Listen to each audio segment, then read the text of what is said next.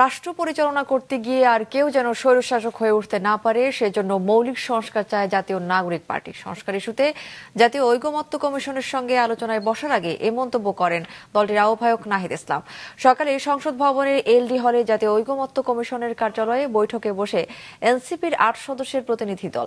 আলোচনায় বসার আগে নাহিদ ইসলাম আরো বলেন, এবারে জুলাই গণ অভ্যুত্থান যেন কোনোভাবেই ব্যর্থ না হয়। তিনি বলেন, জনগণের মধ্যে যে আকাঙ্ক্ষা তৈরি হয়েছে তা অবশ্যই পূরণ করতে হবে। সংস্কারের ক্ষেত্রে সংবিধান, বিচার ব্যবস্থা সহ বিশেষ কিছু বিষয়ের উপর তারা গুরুত্ব দিচ্ছেন বলে জানান তিনি। এ সময় জুলাই আন্দোলনে নেতৃত্ব দেয়া প্রতিনিধিদের প্রশংসা ও কৃতজ্ঞতা জানান ঐকমত্য কমিশনের সহসভাপতি ডক্টর আলী রিয়াজ। তিনি বলেন, জনগণের আকাঙ্ক্ষায় জাতীয় সনদ তৈরি করা হবে।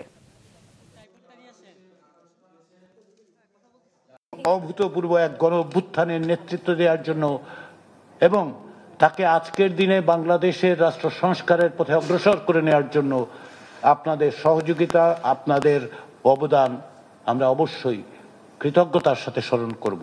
সংস্কার কমিশনগুলোর পক্ষ থেকে যে প্রস্তাবগুলো দেয়া হয়েছে, সুপারিশ, সেগুলোর মধ্যে আপনাদের কিছু একমত আছে, কিছু ভিন্ন মত আছে।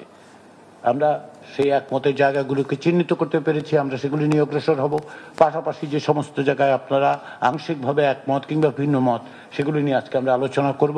আমাদের সংবিধানে এক ব্যক্তি কেন্দ্রিক একটি কাঠামোর বীজ বপন ছিল, ফলে সেই রাষ্ট্র কাঠামোকে অক্ষুণ্ণ রেখে আসলে যেই ক্ষমতায় যাক না, যেই রাষ্ট্র পরিচালনার দায়িত্ব পাক, তার ভিতরেও ফ্যাসিবাদী প্রবণতা থাকবে, স্বৈরতান্ত্রিক হয়ে ওঠার প্রবণতা থাকবে। আমরা বুঝি যে মৌলিক সংস্কার, যে সংস্কার করলে রাষ্ট্র কাঠামোর একটি আমূল পরিবর্তন, গুণগত পরিবর্তন সম্ভব হবে।